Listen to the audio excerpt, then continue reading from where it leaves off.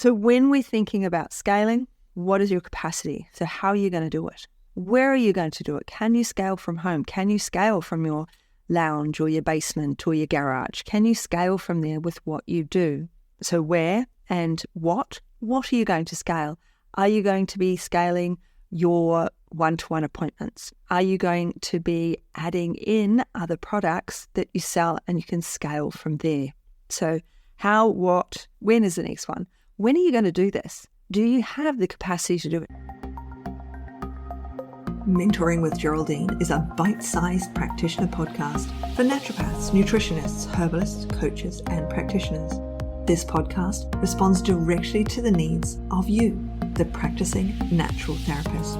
We have interviews during the holiday season and business and mindset support each week, so you'll get the variety you need to enjoy and stay motivated in your practice. Don't forget to subscribe to receive the weekly episodes.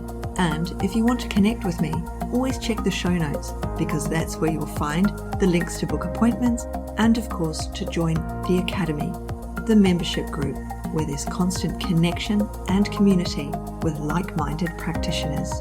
Now, let's get started.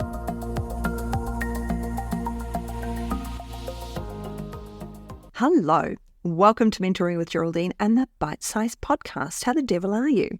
So I'm actually traveling on the date of publication of this one, so I'm recording this one in advance. But as you know, I have been on a journey. So the next thing that's happening is my husband is running the marathon, and then we're traveling. We're heading to Portugal, and then we're heading back to Australia. So what I wanted to talk to you today about was scaling, and the reason that has come to me, here I am, I'm traveling, I've talked to you about collaboration, maximizing your online presence, diversifying and thriving within your business. When we think about scaling, we think of all sorts of things come to mind. When we trained, we had a vision of what we wanted to do, the people we wanted to work with, where we wanted to be. It might have been that we wanted to work in a multimodality clinic, and then you got pregnant, had babies, and now you've ended up with 1 hour a week working from home. When we think about scaling, we have to think about, where am I now in my business? And what is my capacity now? What is my capacity in 6 months, 1 year, 3 years, 5 years, and 10 years' time? When we look at scaling our business, we have to look at how we can scale it within our capacity, because the last thing we want to do is burn out, right? We need to know where we're going. We need to know what our niche is to be able to take that next step forward to scale and increase what we're doing, the capacity that we have. So you've been mind mapping up until now, I hope. You might just be mind mapping in your mind without writing anything down because you're listening to me. And so this has all been a play in your head.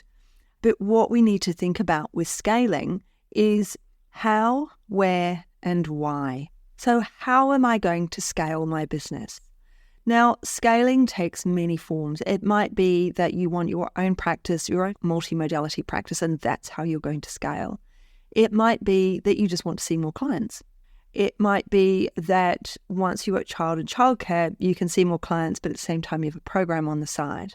When we're scaling, we have to think about the long-term implications of that scale and where it's leading to. So number one is that visualization that we've had in the past that is in, I think, Strictly Education and Sport, and is certainly in the Academy for Academy members. So we need to think to the future. What is it that we're heading towards, and how do we scale towards that? What is my capacity now? I just said, what is my capacity now? And what I mean by that is I have a newborn baby. My capacity is one person a week because I have a newborn baby. And so I'm feeding every couple of hours because I'm doing demand feeding. I have a toddler. My toddler is in childcare or in kindergarten or whatever it is, 3 mornings a week. Or they can't be because I haven't vaccinated, so they're with grandma on a Monday. And then they're in a friend's play group with a group of friends on a Friday. But I don't have that capacity then because I'm with the friends. So I only have Monday and so far I'm spending that time with my mother and my child, except for shopping.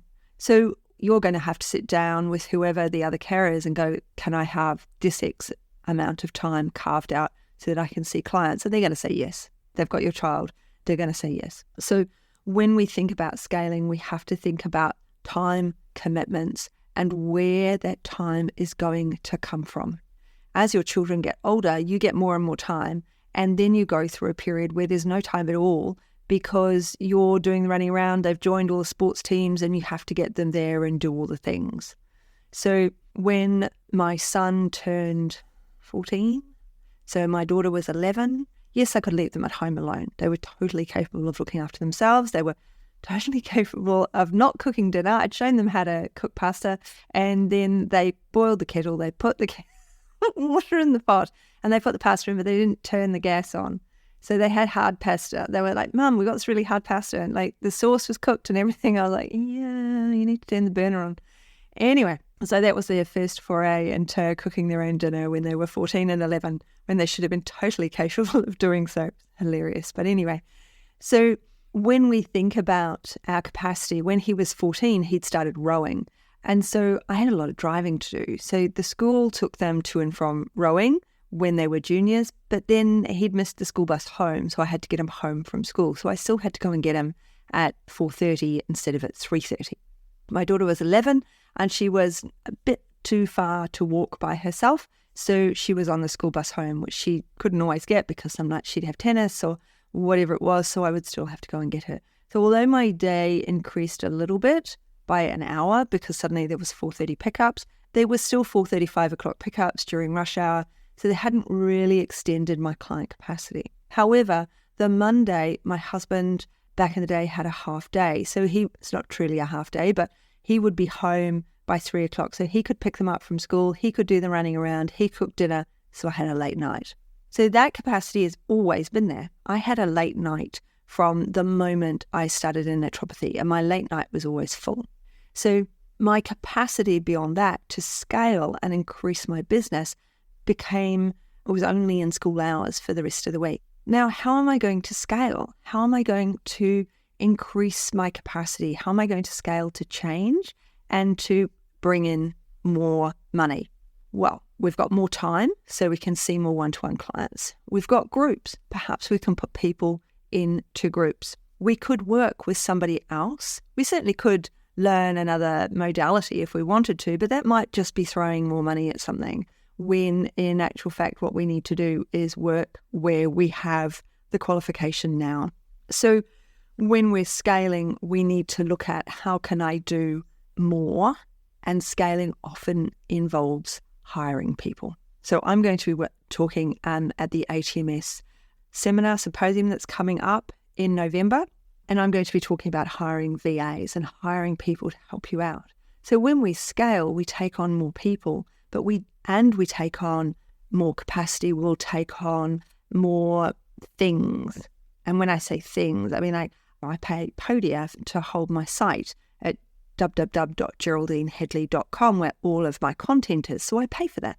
I pay to host videos in Vimeo because I bought that when YouTube went through a bit of a stage of saying people couldn't have private videos. So now they've gone back to it's fine, you can have private videos. But so I had to purchase Vimeo. So I've got all these things I'm paying for. So as we scale our business, we end up paying out for other things. We end up paying for other people because we want to be actually earning the money. And I've got a bookkeeper. I have to pay the bookkeeper, but that takes a lot of time. I don't have to, as far as I'm concerned, waste on invoices and doing this. It's something I hate doing. So when we look at what we dislike, those are the things we hand off to other people so that we can scale and work more productively. So that we can, if we're doing well, we can pay someone else to organize our advertising, to promote our business, to post for us in social media, because then we're not spending that time if it's something we don't enjoy. What we want to be doing is the things we enjoy. And to scale our business means handing off some portions of our business. What are you going to hand off? How are you going to increase business within your capacity and to promote your business so that you've got clients coming in, so that they're purchasing on a regular basis, so that you've got other things to sell them.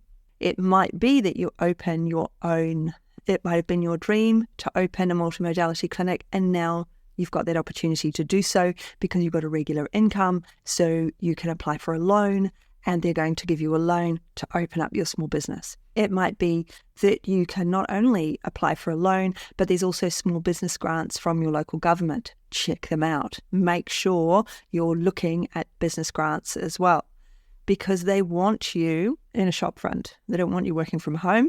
They want the community vibrant. The more people are in the shops, the more vibrant the community, the more happening the community, the safer the community. So they want you out there. They don't want you sitting at home working behind a computer screen like I do.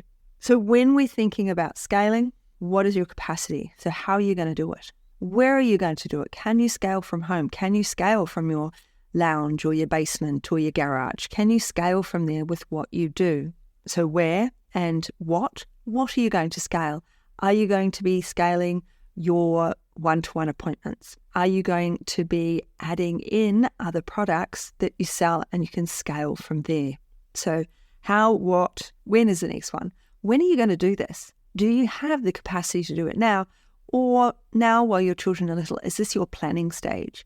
Have you got time because you're pregnant and so you're nesting, but you actually have time as well to plan and create that program for the future? Something that you could sell while you've got that baby on board and before you have it. We've got the what's, the whens, the whys, the hows, and the who. Who are you going to scale it with, or is it just going to be you? So we've got lots to think about, and I'd like you to have a good think about where your business is going and the longer term, who you're going to need to help you to scale and take your business to the next level, to the next summit, to the next place that you need it to be within your business. Who's going to help you to do that? How are you going to do it? You probably need a mentor. Here I am. Email me, Geraldine at mentoringwithgeraldine.biz, because when we're scaling, we need support. Who is going to support you? That part of those who's. Who is going to support you to do this? Who is going to be your advocate, your cheerleader? And who's going to be the cheer squad? Is there a cheer squad? If there isn't, because your partner cannot concept what you do, cannot understand what you do because they do something totally different. They work for somebody else in a totally different environment, doing absolutely, they're an architect working for an architecture firm. They're not going to have the understanding of what you do. You love them because of who they are, but they might be really, really risk averse. Whereas that's why you get on so well, because you have a lot of risk-taking behaviors, they're risk averse, and so you get on really, really well. I don't know why I picked architecture. Who knows? I don't even know an architect. Yes, I do. I do know one, but my husband's not one. But it's probably because I've been in Europe. All the architecture is amazing. But we've got to think, who is our support team as well on top of all these other who's? Who's going to be there with me? Who's going to be there following me? Who's going to come and see me? Who am I promoting to? Who am I sharing with? We've got lots of who's when we think about scaling. We've got lots of where's, and there's our why. Why do we want to scale? Is it just for the money in the bank? We need to pay the mortgage. We need to pay off our degree. If that is your only why, then you're going to struggle with that, because we need to have that why in there of wanting to help people, wanting to scale to help more people, wanting to scale so that more people know about natural therapies and how we collaborate and how we are there as complementary to their allopathic medicine and why we're here and what we do. We all went into this, we've paid, you've all paid lots of money for your education. And so we've got to scale. We have to pay that back, but we have to have the reason why we're doing that. So have we got the reason why in our pocket, and are we working towards that why? And if you need my help, book a focus call. So the link is on the website, www.geraldinehedley.com. And of course, it's in the show notes to book that focus call with me. If you've made it to the end, please 5-star review. I'd love one. And you know that to scale your business, you're going to have to ask for reviews from your clients as well. So I look forward to hearing from you. please do email me. I love it. I always reply to every email that I get, not necessarily instantaneously, but I always reply. So do make sure that you ask your questions. Lots of questions become podcast episodes. They certainly become my lives in Strictly Education and Support, the Facebook group. So I look forward to hearing from you really soon. Have a good one. Thanks so much for joining me today. Don't forget to rate, review, and subscribe to the podcast for the weekly episodes. If you'd like even more support and learning, then the Academy is for you. Here you'll find part 2 of the herbal discussions, more clinical learning, and case studies to support your clients in practice. Bye for now.